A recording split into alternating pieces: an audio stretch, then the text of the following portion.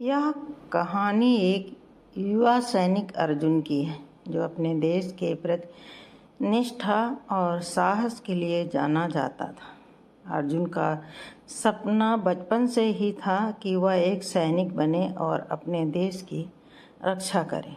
उसके परिवार में सब लोग उसके सपने पर गर्व करते थे, लेकिन उसकी माँ हमेशा उसे युद्ध से दूर रहने के लिए कहती थी। माँ को हमेशा डर रहता था कि उसका बेटा कहीं उसे छोड़कर न चला जाए। समय बीता और अर्जुन एक काबिल सैनिक बन गया।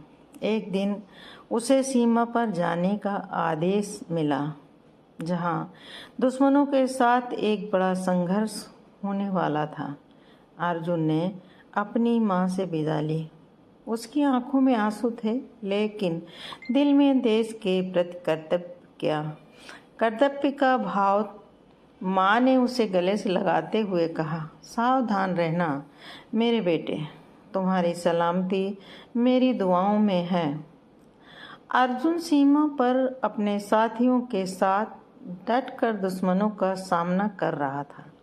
गोलियों की आवाज़, बमों का धमाका और चारों ओर से खतरे का माहौल था, लेकिन अर्जुन का हौसला अडिग था। उसने अपनी जान की परवाह किए बिना अपने देश के झंडे को ऊंचा रखने के लिए दुश्मनों के बीच में घुसकर लड़ाई की। एक रात दुश्मन ने अचानक हमला कर दिया। अर्जुन और उसके साथियों ने पूरी ताकत से मुकाबला किया, लेकिन अर्जुन गंभीर रूप से घायल हो गया। उसके शरीर से खून बह रहा था, लेकिन उसकी आंखों में अभी भी अपने देश के लिए लड़ने का जुनून था।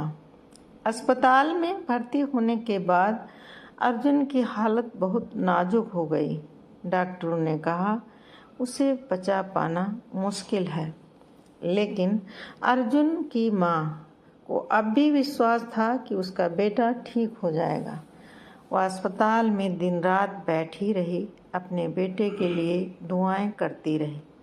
अर्जुन ने अपनी माँ की ओर देखा और धीमी आवाज़ में कहा, माँ, मैंने अपना कर्तव्य निभाया। मैं देश के लिए लड़ा और मुझे इस पर गर्व है। उसकी माँ की आंखों में आंसू थे, लेकिन उसने अपने बेटे को गर्व से देखा और कहा, तुमने जो किया उस पर मुझे गर्व है बेटे, तुम हमेशा मेरे दिल में रहोगे। अर्जुन ने अपनी आखिरी सांस ली, लेकिन उसकी यादें और बलिदान अमर हो गए। उसकी माँ ने उसे खोने के बावजूद अपने बेटे के बलिदान को समझा और उसे गर्व के साथ विदा किया।